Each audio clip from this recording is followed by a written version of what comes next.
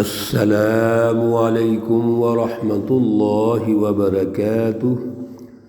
اعوذ باللہ من الشیطان الرجیم۔ بسم اللہ الرحمن الرحیم۔ ما خلقنا السماوات والأرض وما بينهما إلا بالحق وأجل مسمى والذين كفروا عما أنذروا معرضون۔ صدق اللہ العلی العظیم۔ اللہم صلی علی سیدنا ومولانا محمد النبی الأمی وعلى آلہ واصحابہ وبارک وسلم وصلی علیہ۔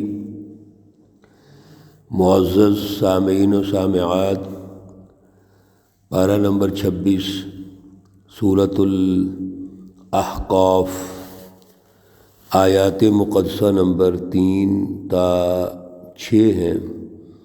اللہ رب العزت ان آیات کا فہم اور شعور عطا فرمائیں اور عمل کی توفیق اور صلاحیت عطا فرمائیں۔ گزشتہ درس میں سورۃ الاحقاف کا آغاز ہوا اور یہ گزارش کی کہ حوامیم سبعہ میں یہ 7ویں صورت ہے، آخری صورت ہے، اور پھر تنزیل الکتاب من اللہ العزیز الحکیم پر گزارشات کی تھیں کہ ہر سورہ مقدسہ جو حامیم سے شروع ہو رہی ہے تو اللہ رب العزت کلام مقدس قرآن پاک کی اہمیت، اس سچی رہنمائی کے مقاصد کہ یہ ایک ایسی رہنمائی ہے جو اللہ کی طرف سے نازل ہوئی ہے، اور اللہ کون ہے؟ العزیز الحکیم۔ یہ مسلسل گفتگو ہو رہی ہے۔ میرے عزیزو،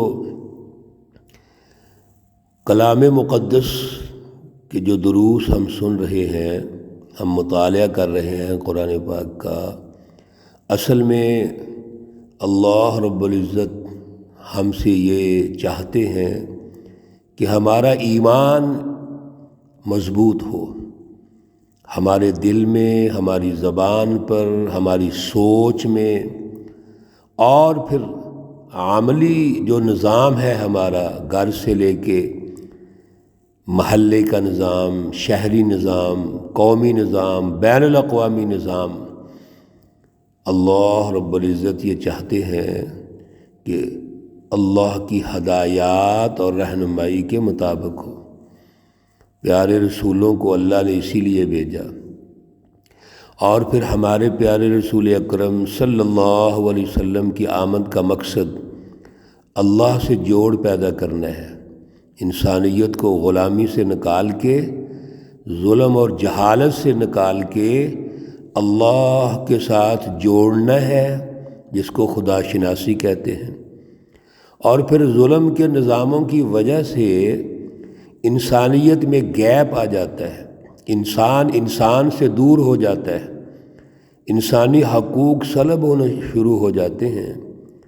تو مقصد یہ ہے کہ انسانوں کو انسانوں سے جوڑ دیا جائے، وحدت انسانیت کی بنیاد پر سارے انسانوں کے حقوق پورے ہونے چاہیے۔ یہ سب کچھ کہاں سے ملے گا، کہاں سے سیکھیں گے؟ وہ تنزیل الکتاب من اللہ العزیز الحکیم، یہ سچی رہنمائی ہے جو ضرورت کے مطابق وقت کے ساتھ ساتھ نازل ہوئی۔ رسول اللہ صلی اللہ علیہ وسلم پر 23 سال میں نازل ہوئی۔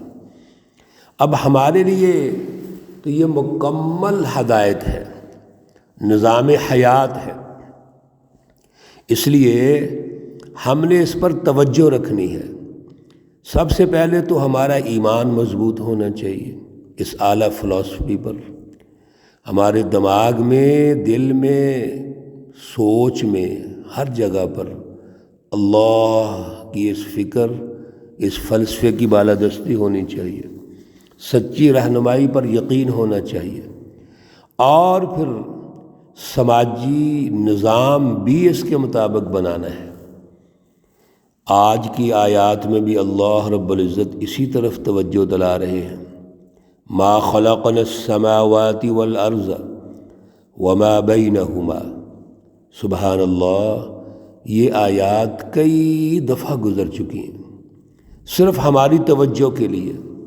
اللہ نے ما خلقنا، ہم نے جو بنائے ہیں آسمان اور زمین، وما بینہما، اور جو کچھ ان کے درمیان ہے، الا بالحق، یہ حق کے ساتھ بنائے ہیں۔ حق کے بارے میں کئی دفعہ دروس میں ہم گزارشات کر چکے ہیں۔ جو ہمارے عزیز بھائی بہنیں توجہ سے، تسلسل سے دروس سنتے ہیں، وہ یقیناً ان اصطلاحات سے واقف ہیں۔ حق کا لفظ جو اللہ بولتے ہیں، اس کا مقصد کہ ہم نے یہ آسمان، زمین اور جو کچھ ان کے درمیان میں سب کچھ آ گیا، یہ ہم نے آپ کے فائدے کے لیے بنایا، انسانیت کی ترقی کے لیے بنایا۔ تخلیق کائنات کا مقصد اللہ کی جتنی بھی مخلوقات ہیں اور بالخصوص انسان، اس انسان کو اللہ ترقی دینا چاہتے ہیں، وہ اس سے فائدہ اٹھائیں۔ تو یہ بے مقصد پیدا نہیں کیے، با مقصد پیدا کیے ہیں۔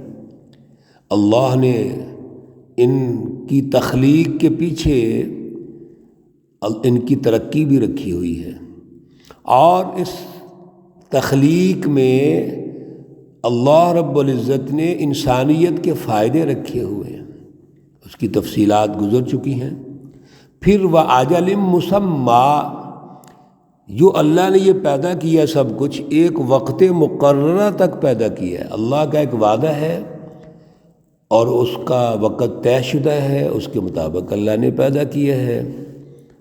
وَالَّذِينَ كَفَرُوا عَمَّا أُنذِرُوا مُعْرِضُونَ، وَالَّذِينَ كَفَرُوا، اور جن لوگوں نے انکار کیا، عَمَّا أُنذِرُوا، ان چیزوں سے، تو انذروا وہ ڈرتے ہیں، معرضون اعراض کر لیتے ہیں۔ یہ جو منکرین ہیں، کفار، مشرکین اور منافقین، حزب الشیاطین، اللہ رب العزت کا انکار کرتے ہیں، حالانکہ اللہ کے آسمان اور زمین اور جو کچھ اللہ نے رکھا ہوا ہے اس سے فائدہ بھی اٹھاتے ہیں، لیکن اللہ کا انکار کرتے ہیں۔ اللہ کا انکار ڈائریکٹ نہیں کرتے، اللہ کے نبیوں کا انکار کرتے ہیں، اللہ کے رسولوں کا انکار کرتے ہیں۔ ہر دور کے اندر ایسا ہوتا ہے، جو اس دور کا مجدد ہے، اس دور کے نبی ہیں، رسول ہیں، جس دور میں بھی آپ چلے جائیں گے لوگ ان کا انکار کر دیتے ہیں۔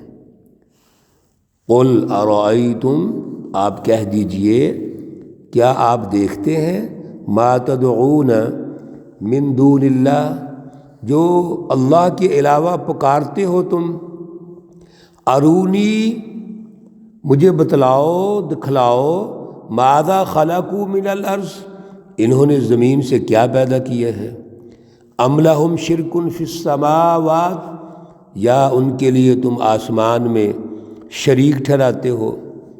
یہ جو اللہ کے علاوہ جن کو پکارتے ہو، بتوں کو پکارتے ہو، ہاتھوں سے بنے ہوئے پتھر کے بت، ان کو پکارتے ہو، یا جو بڑے بڑے ظالم حکمران ہیں، ان سے ذرا پوچھئے کہ کیا انہوں نے زمین میں سے کوئی چیز پیدا کی ہے، یا آسمان کے ساتھ شرک کرتے ہیں، تو آسمان میں کچھ اللہ کے ساتھ وہ انہوں نے مل کر کوئی چیز بنائی ہے۔ ایتونی بکتاب من قبل ھذا، ایتونی، لاؤ میرے پاس، بکتاب من قبل ھذا، کوئی لکھی ہوئی چیز ہے اس سے پہلے؟ یہ اللہ نے نقلی دلائل کے طور پہ بات کی کہ اگر آپ کے پاس کوئی ایسی چیز ہے تو لاؤ، اور پھر عقلی دلیل کیا ہے؟ او اثارۃ من علم، کوئی اس سے پہلے علم موجود ہے تاریخی طور پر کہ ان لوگوں نے کوئی چیزیں بنائی ہیں، ان کنتم صادقین، اگر تم سچے ہو۔ ومن اضل، اور کون ہے زیادہ گمراہ؟ اضل اس میں تفضیل کا صیغہ ہے، سب سے زیادہ بڑا گمراہ کون ہے؟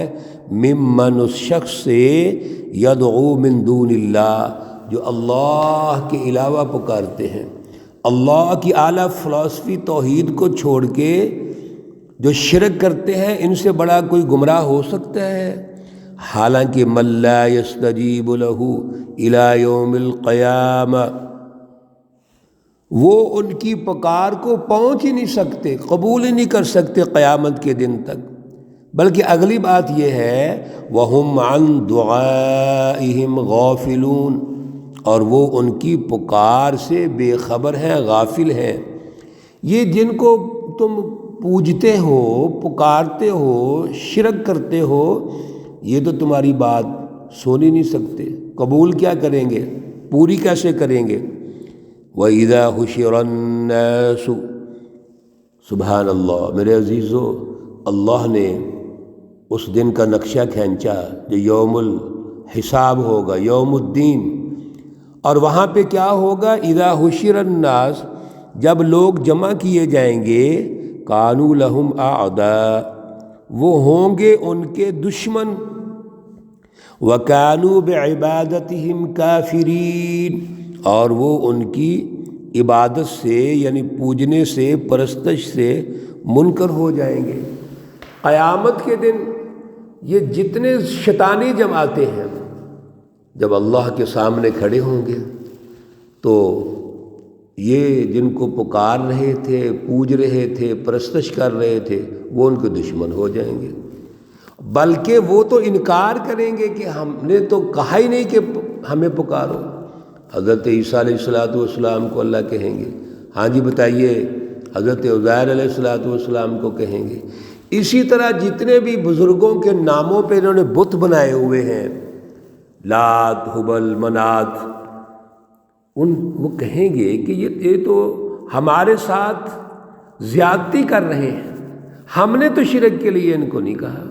وہ ان کے وہاں دشمن ہو جائیں گے، انکار کر دیں گے۔ اس تربیت کا مطلب یہ ہے میرے عزیزو کہ آج ہمیں عقل حاصل کرنی چاہیے۔ اللہ ہی غالب ہے، اعلیٰ فلسفی، اعلیٰ نظریہ فلسفہ توحید ہے۔ اللہ رب العزت کی رٹ ضروری ہے ہمارے قلوب میں، ذہنوں میں، اور پھر سسٹم کے اندر اللہ کے علاوہ جس کو بھی بڑا سمجھتے ہو یہ کچھ نہیں کر سکیں گے، اور بالآخر دنیا میں بھی تباہی ہے، آخرت میں بھی تباہی ہے۔ اللہ رب العزت ہمیں اعلیٰ نظریہ عطا فرمائے، اعلیٰ شعور عطا فرمائے۔ اللہ رب العزت تمام بیماروں کو شفائے کاملہ عاجلہ مستمرہ عطا فرمائے۔ اللہ رب العزت تمام مرحومین و مرحومات کو جنت الفردوس میں اعلیٰ مقام عطا فرمائے۔ ربنا تقبل منا انك انت السميع العليم وتب علينا انك انت التواب الرحيم، وصلى الله تعالى على النبي الأمي محمد وعلى آله وأصحابه أجمعين برحمتك يا أرحم الراحمين۔ السلام عليكم ورحمة الله وبركاته۔